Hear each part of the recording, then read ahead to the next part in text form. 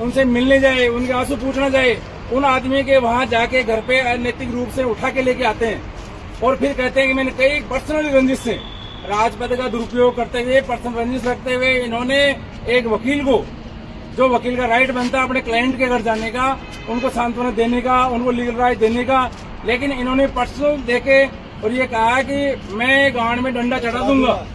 ये video viral है, हमारे पास सबूत है इस चीज का। ये इसने भाषा का प्रयोग किया, जब भी कानून में कहीं ऐसी कोई मंशा नहीं है, ऐसा कोई भाषा का प्रयोग नहीं कर सकता।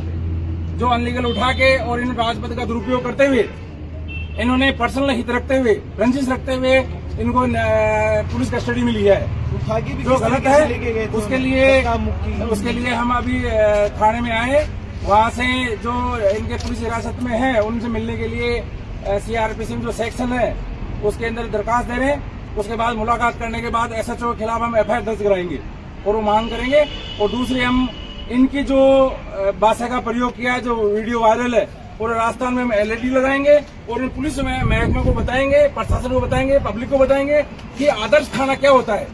आदर्श थाना की भाषा का प्रयोग ये होता है आज की तारीख में, जो मर्जी है जो कर ले, जो मर्जी है जो बोले, अनलीगल भाषा का प्रयोग करे।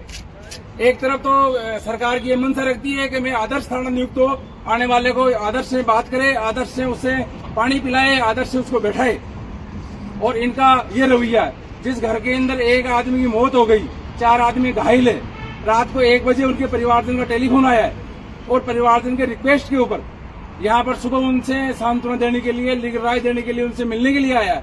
और ये जाके वहाँ उनके घर पे पर्सनल, जहाँ पे उनका परिवार है, जहाँ पे कोई न्यूसेंस नहीं हो रही थी, जहाँ पर बिल्कुल कोई शांति भंग का कोई मामला नहीं था, कोई आपस में कोई विवाद नहीं था, कोई झगड़ा नहीं हो रहा था, और उसके आधार पे इन्होंने 151 में लाके बंद कर दिया। जबकि 151 की परिभाषा के अंदर ऐसा कहीं भी कोई शब्द यूज नहीं है। 151 में एक कोई पक्षों के अंदर शांति भंग हो रहा हो, लड़ाई झगड़ा हो रहा हो, उसको रोकने के लिए ये 151 में अरेस्ट कर सकते हैं। ऐसा कहीं फैक्ट नहीं है। ऐसा फैक्ट है तो ये हमारे को, इनके पास वीडियो है तो ये हमारे को बताए। ये हमारे वकीलों की और दूदू की जनता की मान सम्मान का सवाल है, जिनका हम लीगल तरीके से इनको जवाब देंगे और लीगल तरीके से बात करेंगे। जैसे इन्होंने भाषा का प्रयोग किया वैसे हम नहीं कर सकते। हमारी परवरिश, हमारा जो व्यवहार, जो हमारा प्रैक्टिस का, जो जहाँ पर हम प्रैक्टिस करते हैं, जहाँ पर न्यायपालिका के सामने मान सम्मान से हम वहाँ पर आर्गुमेंट करते हैं, उसी मर्यादा में रहते हुए हम बात करेंगे और उसी मर्यादा में रहते हुए इनसे भी ये बात करेंगे। चाहे हमारे को 50 गाली दे, हम सुन लेंगे, लेकिन इनका जो न्याय के लिए हम जाएंगे, जो भी सक्षम न्यायपालिका है वहाँ पर। बाकी ये कुछ भी हमारे को बोलते रहे, जनता कुछ भी बोलते रहे, इनका जवाब हम न्यायपालिका के सामने इनको वहाँ खड़ा करके जब भी बताएंगे साहब ये क्या कह रहे हैं। ठीक है, धन्यवाद।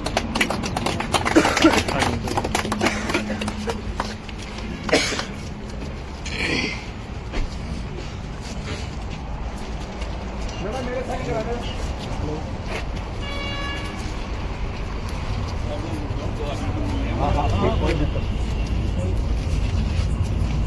शांति से रहना है, जो भी बोले सब वीडियो लाइव करो।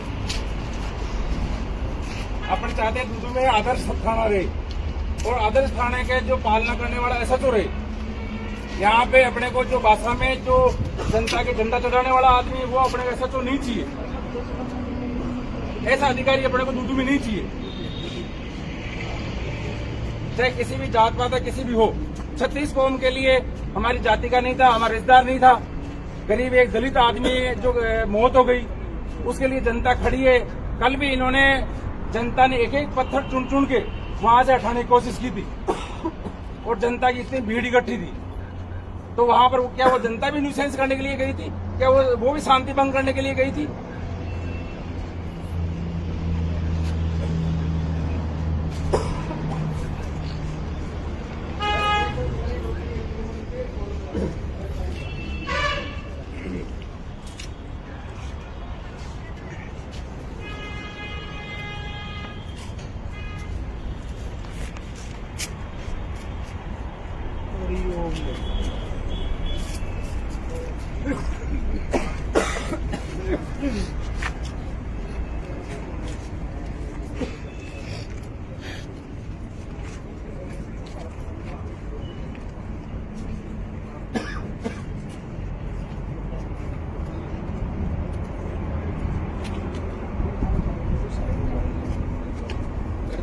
है